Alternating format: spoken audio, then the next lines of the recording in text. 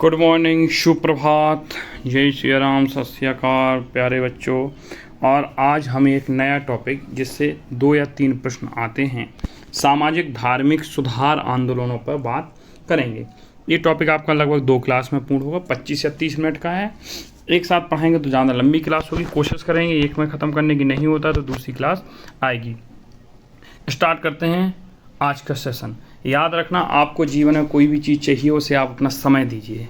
आप अगर उस चीज़ को अपना समय देंगे तो वो चीज़ समय आपको खुद ला के देगा। आपको NMMS में अगर सिलेक्शन चाहिए तो आप लग जाओ रोज़ सुबह 5 बजे। चलें पढ़ते हैं आप, बहुत अच्छे। सामाजिक धार्मिक सुधार आंदोलन, सामाजिक धार्मिक सुधार आंदोलन पहला, इसमें राजा राम मोहन राय। तो आप हेडिंग लगाएंगे, पहले सामाजिक धार्मिक आंदोलन ऐसे करेंगे, फिर उसके नीचे पहले नंबर पे बड़ा सा नाम लिखेंगे राजा राम मोहन राय, बीच में बिल्कुल पेज के, और राजा राम मोहन राय। अब इस पे हम चर्चा करते हैं। इनका पहले उपनाम देखते हैं। तो आप राजा राम मोहन राय हेडिंग लगाने के बाद लिखेंगे उपनाम, ऐसे, ठीक है। अब उपनाम इनके क्या थे, जैसे हमने बनाया है नोट में, ऐसे ही आपको भी बनाना है। इनको भारतीय पत्रकारिता का जनक कहते हैं। क्वेश्चन बनेगा भारतीय पत्रकारिता का जनक किसे कहते हैं, तो आप कहेंगे राजा राम मोहन राय को।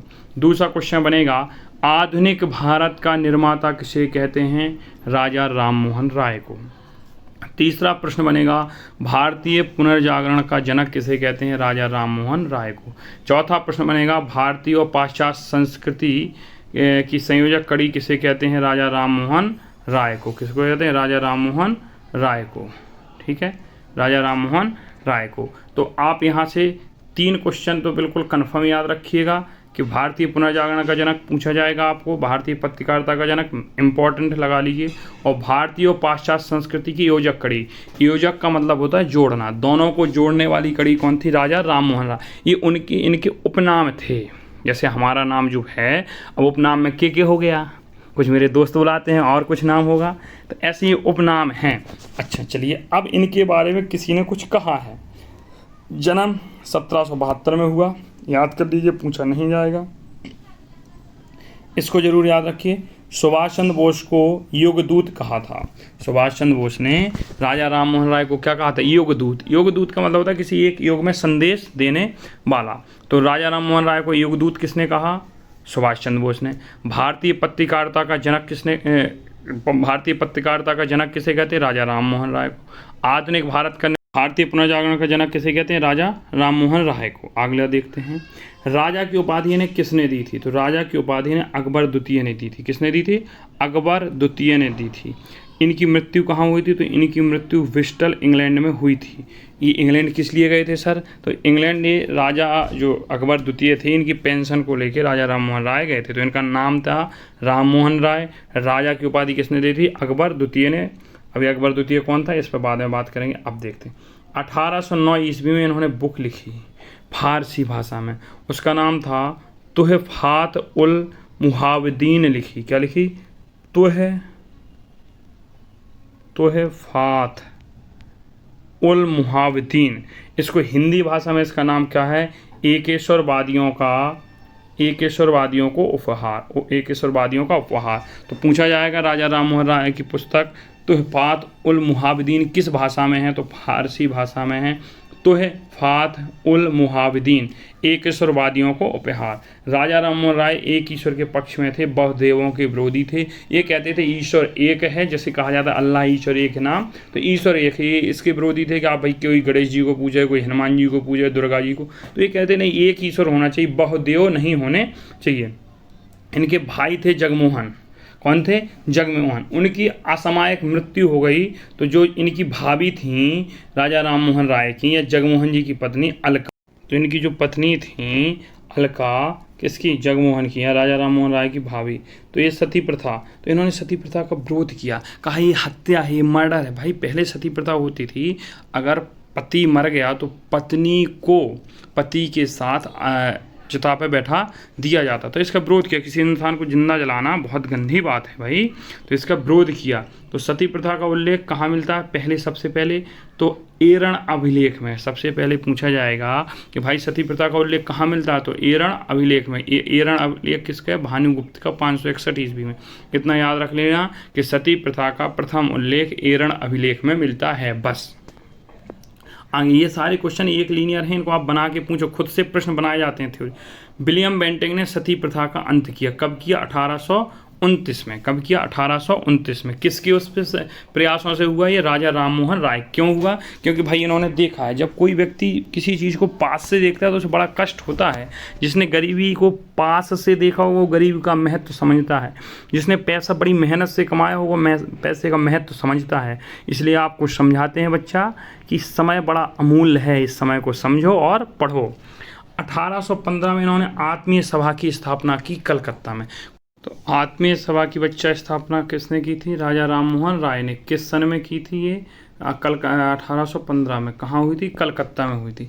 फिर अगला क्वेश्चन बनता है कि हिंदू कॉलेज की स्थापना किसने की थी? तो हिंदू कॉलेज की स्थापना डेविड हेयर। किसने? डेविड हेयर और राजा राममोहन राय ने मिलकर 1817 में की थी। 3 प्रश्न बनेंगे यहाँ से आपके। क्या? पहला कि सती प्रथा का अंत किसने किया? विलियम बेंटिंक ने किया 1829 में। दूसरा, आत्मीय सभा की स्थापना किसने की? 1815 में राजा राममोहन राय ने कलकत्ता में की। तीसरा, हिंदू कॉलेज की स्थापना कलकत्ता में किसने की? तो डेविड हेयर और राजा राममोहन राय ने मिलकर 1817 में की। अगला प्रश्न देखते हैं अपन। एक हिंदू कॉलेज था, कौन सा था? नोट है, इंपॉर्टेंट चीज़ है, देख लीजिए आप। हिंदू कॉलेज, इसके आचार्य थे हेनरी विवियन डेजारियो। तो हिंदू कॉलेज की स्थापना किसने की थी? डेविड हेयर ने और राजा राममोहन राय ने। लेकिन इसके जो पहले आचार्य थे वो कौन थे? हेनरी विवियन डेजारियो। ये क्यों इंपॉर्टेंट हमने कहा? तो ये क्वेश्चन बनता है कि आधुनिक भारत के पहले राष्ट्रकवि कौन थे? तो हेनरी विवियन डेजारियो पहले राष्ट्रकवि थे भारत के, और इन्होंने यंग बंगाल आंदोलन प्रारंभ किया था। क्या किया था? यंग बंगाल आंदोलन प्रारंभ किया था। आगे चलते हैं। ये देखो आपको पिछली कक्षा में ही पढ़ाया था। राजा राममोहन राय के अखबार संवाद कौमुदी और मिरातुल अखबार। जो संवाद कौमुदी था वो बंगाल भाषा में था, बंगाली भाषा में था। मिरातुल अखबार फारसी भाषा में था। इनकी फारसी भाषा में अभी अपने ऊपर पुस्तक भी पढ़ी है। इनकी जो पुस्तक थी तुहफात उल मुहाविदीन थे, एकेश्वरवादियों को उपहार। आगे देखते हैं। ये अति महत्वपूर्ण है, इसको इंपॉर्टेंट लगाइए। आएगा ये 1825। पूछा है वेदांत कॉलेज की स्थापना किसने की थी? तो राजा राममोहन राय ने। कब की थी? 1825। अब यहीं पर ध्यान दीजिए कि एक क्वेश्चन आएगा वेदांत कॉलेज की स्थापना किसने की थी? तो राजा राममोहन राय ने 1825 में।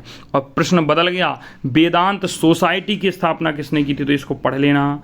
वेदांत सोसाइटी की स्थापना न्यूयॉर्क में स्वामी विवेकानंद ने की थी। अगर शब्द जुड़ जाए वेदांत सोसाइटी तो सा से सोसाइटी, सा से स्वामी जी, और जुड़ जाए वेदांत कॉलेज, क्या जुड़ जाए? कॉलेज, तो फिर राजा राममोहन राय। आगे देखते हैं। इनका सबसे महत्वपूर्ण जो आपको याद रखना है कि राजा राममोहन राय ने ब्रह्म सभा की स्थापना की थी। किसकी? ब्रह्म सभा की, 1828 में। 1830 में इसका नाम ब्रह्म समाज हो गया था। क्या हो गया था? ब्रह्म समाज। तो आप प्रश्न पूछेंगे कि ब्रह्म सभा की स्थापना कब हुई थी? 1828 ईस्वी में। किसने की थी? राजा राममोहन राय ने। इसका नाम ब्रह्म समाज कब हुआ था? 1830 में। आप कुछ भी पूछ सकते हैं, आप डायरेक्ट भी पूछ लेंगे ब्रह्म समाज की स्थापना कब हुई थी? तो 1828 में ही। कोई इतना डेप्थ में नहीं जानेगा अपन को। आगे देखते हैं। ब्रह्म समाज के बारे में आप कुछ पढ़ते हैं। यहाँ पे आपको वही चीज़ें पढ़नी जो हम आपसे कहें। इसके संस्थापक पूछेगा राजा राममोहन राय थे, लेकिन इनका 1833 में निधन हो गया था ब्रिस्टल इंग्लैंड में। तो इसके बाद ब्रह्म समाज को संभाला किसने? द्वारकानाथ टैगोर ने। किसने संभाला? द्वारकानाथ टैगोर ने। अब स्टार बनाइए, लिखिए द्वारकानाथ टैगोर ने 1839 में तत्वबोधिनी सभा की स्थापना की। बड़ी सभाएं आएंगी याद करने के लिए। तो 1839 में तत्वबोधिनी सभा की स्थापना की। किसने की? द्वारकानाथ टैगोर ने की। अब यहाँ से आइए। अब भैया 2 व्यक्ति थे, एक द्वारकानाथ टैगोर थे, एक केशव चंद्र सेन थे। इन दोनों लोगों में विवाद हो गया। जो केशव चंद्र सेन थे वो चाहते कि ब्रह्म समाज बंगाल से निकलकर, कलकत्ता से निकलकर पूरे भारत में जाए, और देवेंद्रनाथ टैगोर कह रहे थे नहीं यहीं रहे। तो ये टूट गई। आप टूटी, इससे आपको नहीं मतलब, आपको मतलब है आदि ब्रह्म समाज। क्वेश्चन आ जाए किसने स्थापना की थी? तो देवेंद्रनाथ टैगोर ने। ठीक है।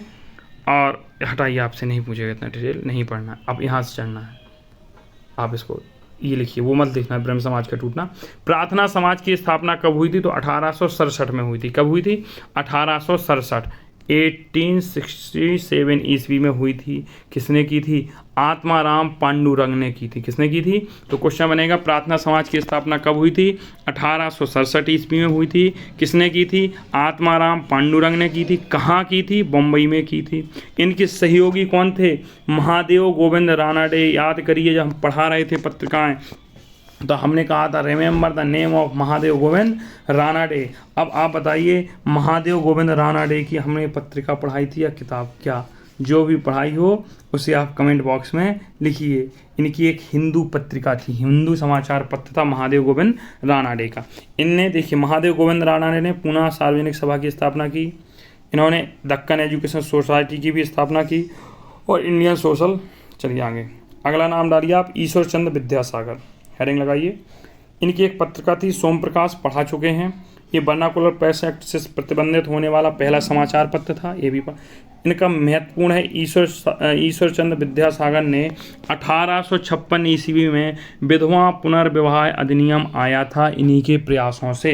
तो पूछेगा विधवा पुनर्विवाह अधिनियम। विधवा पुनर्विवाह अधिनियम 1856 में आया था। सती प्रथा का अंत 1829 में हुआ था। विधवा पुनर्विवाह का अर्थात होता है कि किसी भी पत्नी का यदि पति मर गया, ठीक है, पति मर गया तो उसकी दूसरी शादी करना। ठीक है, आगे देखते हैं। इन्होंने एक यहाँ से क्वेश्चन देखिए, महिला सशक्ति 1849 में कलकत्ता में बैथुन स्कूल की स्थापना की नारी समाज के लिए। क्या के लिए की? नारी समाज के लिए। विधवा आश्रम की स्थापना किसने की? डी कर्वे ने। किसने की? कर्वे ने। कहाँ की? पुणे में की। और 1906 में बम्बई में पहला विश्वविद्यालय खोला गया। इसे याद रखना कि 1906 में बम्बई में पहला महिला विश्वविद्यालय खोला गया। अगला नाम डालिए, हेडिंग आप लोग, स्वामी दयानंद सरस्वती। क्या नाम डालिए? स्वामी दयानंद सरस्वती। इस नाम के बाद हम क्लास को यहीं रोकेंगे, फिर इसके बाद अगली क्लास आपको आगे पढ़ाएंगे। थोड़ा सा रह गया है क्योंकि तो फिर ज़्यादा हो जाएगा। ठीक है, स्वामी दयानंद सरस्वती। इनके बचपन का नाम क्या था? ये याद रखना। स्वामी दयानंद सरस्वती के बचपन का नाम था मूल शंकर। ये क्वेश्चन बनता है। इनके बचपन का नाम क्या था? मूल शंकर था। इनके दो गुरु थे, एक थे पूर्णानंद, एक थे ब्रजानंद। स्वामी दयानंद सरस्वती के दो गुरु थे, पूर्णानंद और ब्रजानंद। इनको पूर्णानंद ने ही दयानंद कहा था, नहीं तो इनका नाम क्या था? मूल शंकर। अब इनमें से इंपॉर्टेंट क्या है आपके लिए? पहला, स्वामी दयानंद सरस्वती के बचपन का क्वेश्चन क्या बनेगा? स्वामी दयानंद सरस्वती के बचपन का नाम क्या है? मूल शंकर। ठीक है। दूसरा यहाँ से प्रश्न बनेगा कि हिंदी भाषा को राष्ट्रभाषा के रूप में स्वीकार करने वाले पहले व्यक्ति थे। इन्हें भारत का मार्टिन लूथर कहा जाता है। और स्वराज्य शब्द का इस्तेमाल करने वाले भी पहले व्यक्ति यही थे। स्वराज शब्द का इस्तेमाल करने वाले पहले व्यक्ति यही थे। शेष इनके बारे में आप कल करते हैं क्योंकि क्लास लंबी हो रही है। राधे राधे, मिलते हैं नेक्स्ट क्लास में। धन्यवाद।